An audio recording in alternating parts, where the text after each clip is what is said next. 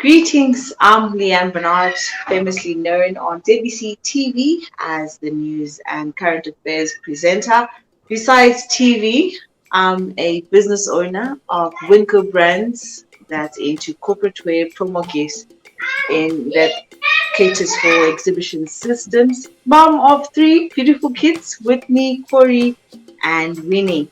I'm Zimbabwean. My dad was originally from Mozambique, my mom from Scotland. Our surname was Bernardo, which originated from Mozambique, but unfortunately we were unable to use it in Zimbabwe, so my dad had to renounce his Mozambican citizenship. Then we were to remove the O in our surname, which then became Bernard, hence Leanne Bernard. But I was originally born and raised in Zimbabwe. Never been to Mozambique. I've never been to Scotland. So yeah, my parents were unable to fund my schooling, to further my studies rather. So I had to find ways of raising funds. So I asked my sister's gynecologist if he needed anybody just to pack his files and put them in order. He offered me the job. The salary was enough to buy a pair of shoes. I remember very well. So I would save up my money, which wasn't enough though to even do night classes. So my gynecologist then offered to say, listen, what is it that you want to do? I said, oh, well, I would like to first to learn how to use a computer, so I start IT, and he funded my schooling at Macmillan School of Computing. So I graduated with a diploma certificate in IT and information systems. I then started my first job in retail. The entry point was a till operator. So I would compete with the till operators to say, I want to clear that queue faster within a very short period of time. So customers would always fight to join my queue because it was moving faster. So the boss identified that and promoted me into sales. Unfortunately, I didn't like it because I'm not one who likes to play around with figures. Maths was never my thing. So I pleaded to say, listen, can I play with the tannoy system and just announce products in the shop like, hello and welcome to Eastleigh Spa, your warm and friendly supermarket. So he gave me that post and he then asked me, where are your strengths? And I was like, I like interacting with customers. So he put me into school again because my parents, like I said, they were missionaries, couldn't afford to further my education. So I went to do a management development program, SDP at Mandel Training. So I did that for a year. I graduated and was promoted to assistant sales manager, back to sales. And then later, I was then promoted to customer service manager, of which I served for 6 years. I worked in retail for 6 years. At the age of 25, got married. Yes, I got married. So yeah, that's about my working experience up until I was 25. That's when I was enough of working for someone. I would say it was pretty tough when I joined retail, because if anyone is in retail can testify to this, that your time is fully exhausted in just the working environment. So what I then decided to do was take the first 4 hours of the morning, because it's not so busy in the shop, go to class, come after lunchtime, wait, pick time for us, and come back, work in the evening. I'll rest and probably do assignments maybe late at night, which has contributed to my insomnia. So you'd get to, assignments are needed, you attended your class in the afternoon, in the morning, and then work in the afternoon. So I would say it wasn't as easy as it sounds. It's all in the mindset in terms of, this is what I want to achieve. So you put all your mind to it, and eventually the body adjusted to waking up, opening the shop, going to school, coming back to work, and then studying in the evening. From small, I've always wanted to do my own thing. have my own maid, have my own house, have my own stuff. So I wasn't one who took instruction from people. I was always my own boss from small. So when I got to the age of 25, the instructions from my superiors became a little bit overwhelming. And I said to myself, do I really want to do this for the rest of my life? And I said no. So I gained experience, because it's one thing I would want to also encourage the girl child. When you work for someone, we're not slaving in a way, but we are gaining experience. If you have attained the experience you're looking for, I would say branch out. A lot of people are afraid to branch out in the event of failure. But if you don't try, then how will you succeed? So that's the decision I made, and said, okay, thank you for your contribution to where I am today, what I've learned, and what I can take away from the business, I took away, and what I left, I left. So yeah, it was a choice I made, but not because I was 25, but it's something I grew up within me, a characteristic that then matured, I would want to say. It matured. So yeah, false implication of theft. And this is something where I learned in life that, what doesn't belong to you. My mom always taught us from small, you do not attempt to touch or to take. So apparently I was implicated in theft, serious theft that could have got me locked up for years. But it was the loyalty that I had to the company and the lady that had implicated my name. She looked at me and she started crying, and the police officers were saying, don't be intimidated by your manager. If she stole, she stole. And she says, no, this woman has been so good to me, and for that reason I'm going to confess. And she confessed how they would use my password to take funds out of the company. If it wasn't the God that I served today, I don't think there was any other way out of this. So I would like to say, if you put God first in anything that you do, He will surely come through for you. When I resigned, they gave me a package that I deposited half of it into the trust fund, and half I decided to start a business of what, I don't know. I just got on the bus. I just heard everybody's going to South Africa.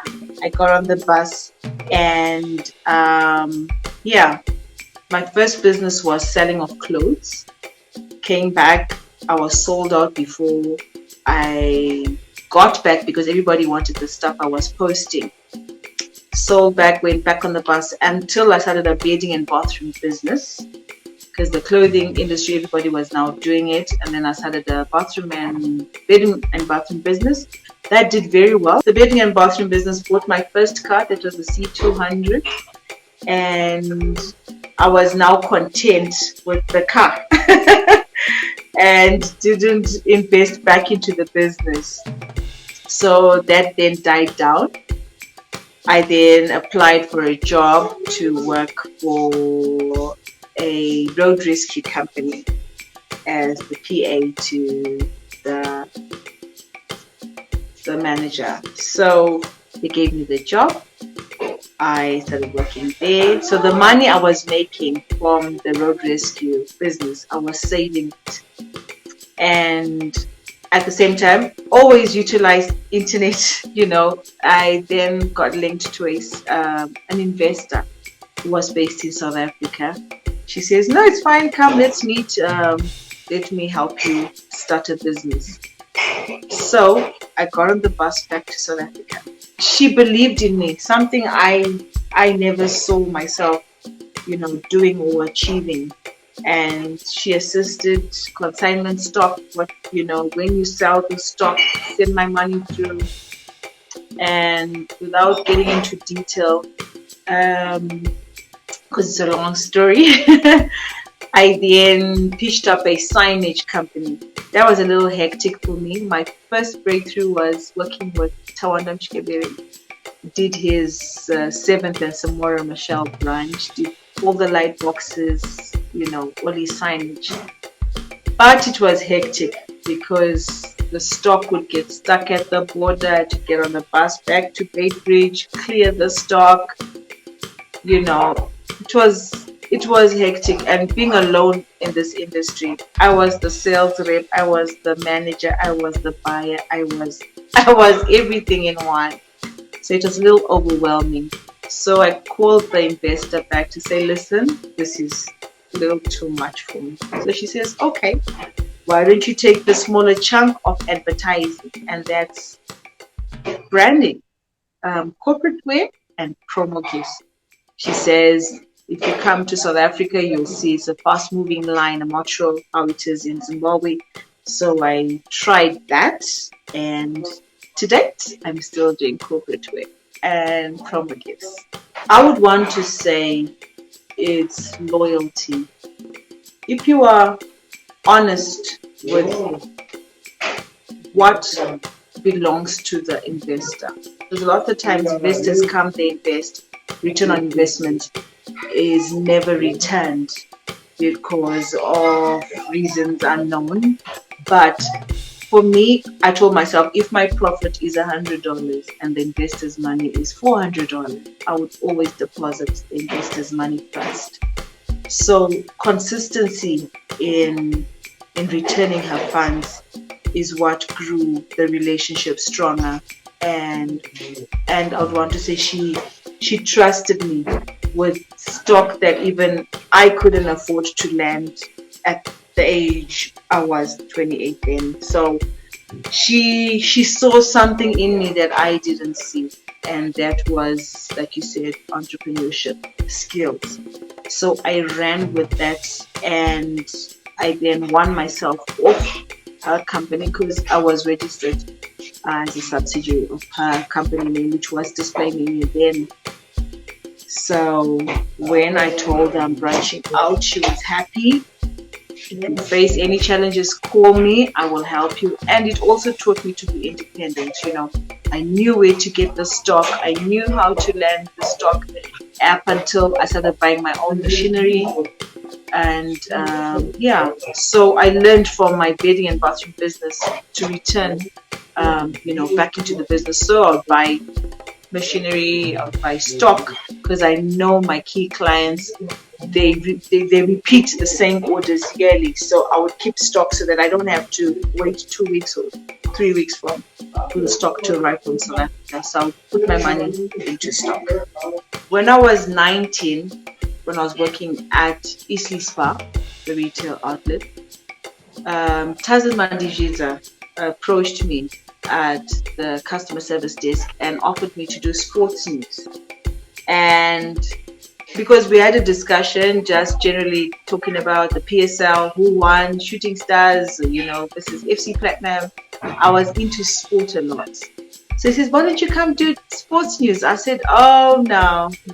He says, come on, you should try it. We'll send a vehicle to pick you up and drop you off in time for work. So when I pitched the idea to my boss then, he says, no, you're too young for fame. The world will swallow you.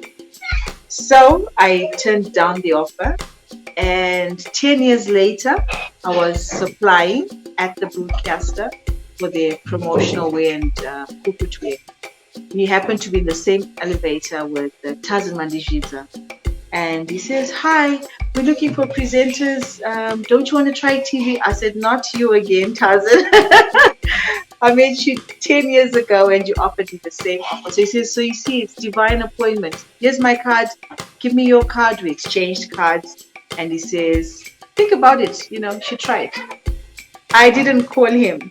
So when they were having auditions, he called me. I was like, come to Pocket Hill. We're having auditions. So me being me, I'll do stuff for fun. I entered Big Brother for fun. And so I said, let me try TV. So I went for auditions, got my script, read it, And then I got a call a month later to say I've been shortlisted. I was like, what? Like for TV. I was like, oh, okay. And then I joined the broadcaster. So my entry point was editing. I had to do radio news so that you learn how to read in a short period of time. So I did radio news, and then 2016 I fell pregnant, had a baby. Then after that I called the broadcaster, said, baby's grown, can I come back? He said, sure, come back. Went back and started training for TV. Well, yeah, I'm daring. I like taking on challenges. So when I auditioned for Big Brother, it was something I wanted to do for fun, to just be part of the experience. And I did that, and I was shortlisted again, and then eventually Bukele and Hakim were chosen to represent Zimbabwe. A lot of the time you may hear stories where someone had tried and they failed, but what's important is how you pick yourself up and try again. I've tried so many businesses that had failed, but at the end of the tunnel there was light. So the first step I would want to say is register your company. It does not take much to register your company. When it's registered, you now have ownership. You can now approach individuals and say, listen, I want to do this. And you never know who you pitch your idea to. It's always good to network. My advice to any woman or man that is going through, I would want to say, abuse, be it physical, emotional, or mentally. For me personally, it's what has made me strong today, because a lot of the time we find that when we experience or become a victim to abuse, we tend to shy away and shun ourselves from the public. It then leads to depression and suicide. So what made me speak out is not today. It's something I learned over the years. It's not easy to come out and say, listen, I've been abused. It's okay. Move on and become someone else. Some may find it difficult because the abuser is their source of income. The abuser is their partner. The abuser is someone they wake up to every morning. But it's a choice you make, and tell yourself, it's enough. I can become a better person without having an individual become a punching bag or hearing those emotional, abusive words on a daily basis. I would cry myself to sleep every day for 3 years and ask myself, do I really deserve this?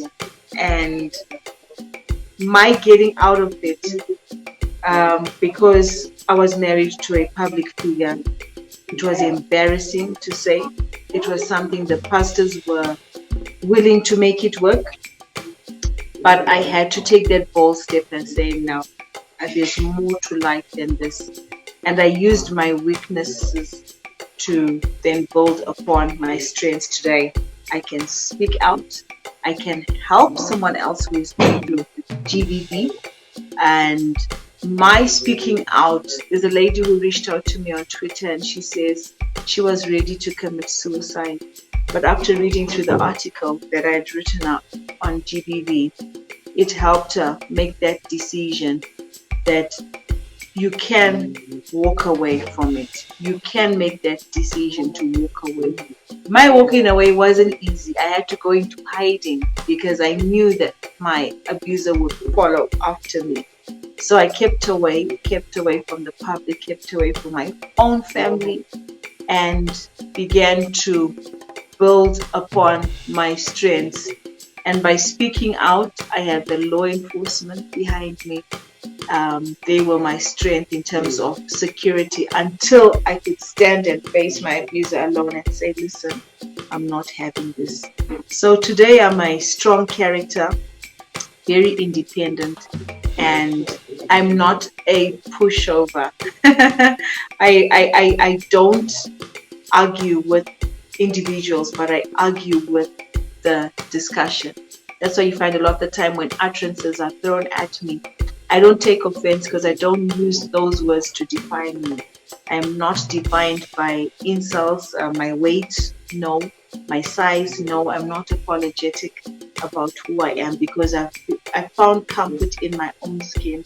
I found comfort in my own strength, and I use that to empower the next person. So yeah, just hoping that this will help you speak out and move on, move far away from your abusers. It may be, a small incident, but trust me, it started small until it rose upon and became a mountain that I couldn't climb alone without help. So yeah, you can see the signs, run if you see them. Don't ignore those signs. I've always wanted to become a distribution center in the branding and corporate business. So that's where I see myself in the next 10 years, 5 to 10 years from now. I'm building towards setting up a factory where we become a distribution center in the SADC region. Love life? I don't know. I don't know. I take each day as it comes because life is too short. Yes, I'm open to mentoring, speaking and helping the young girl child as well as the boys. I never neglect the boys because for us to be a woman, it needs that male aspect behind us, that male to support us, to stand by us, to be that pillar. So yes, a lot of the time boy children rather are neglected in terms of even mentorship, how to treat a lady, ways to avoid, that physical aspect that then comes from your upbringing that then lashes out onto a lady. I'm open and free to help in that grooming aspect. For mentorship, I would like to acknowledge the following people who have played a pivotal role in my life in the media aspect. That's Hugo Ribatika. Hugo Ribatika would assist me in terms of diction, how to present myself on TV, channels to watch, investing my time in building my media personality, even up until dressing. You're a public figure, you have to step out dressed to be addressed, he'll tell me. It's something I've learned from Hugo. In the business aspect, it's Nigel Chanakira. Nigel helps in terms of, he's a success coach. So there's certain books that he gives me to read, and this helps me. John C. Maxwell, 21 Laws of Leadership. So Mr. Chanakira is one of my business success coaches, and my mom is my spiritual coach. My mom, she prays for the business, she prays for my life, she gives me strength when I'm down. She sometimes just that extra person praying for you when you yourself cannot pray. I would like to give it to my mom. And of course my dad, who is late, is the one who brought out the strong character because we didn't have boys from my dad's side. So he brought out that tough character in me. So yeah, credit to him. May you so peace. Well, we've come to the end of the interview with myself, Leanne Bernard. Do follow the Baobab Chats on the social media platforms, Twitter, Facebook, as well as YouTube. And I'm also on Twitter, Leanne Bernard. And that's a wrap. Good day. Stay safe.